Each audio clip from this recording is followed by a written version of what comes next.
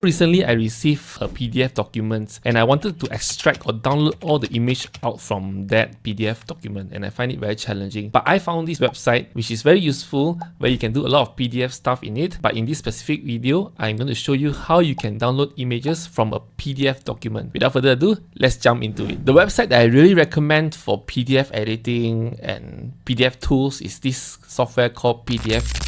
Last time I did recommended another very important software called TinyWow for image and things like that. But for PDF, I think this is very good, and I highly recommend you all to test it. I've already bookmarked it and I think you should too. So how are you going to download images from your documents? As you can see here, there's many tools that you can test and try. I would suggest for you to try it, to test it if you want to. Okay, but let me just stick to this and show you where you can download image. Download image. Extract images. Can you see here? Yeah, just click on it. So you can add files. I add the file and I want to extract this. Okay, so just double click and it appears here. You can see this is a document. So just click on extract images.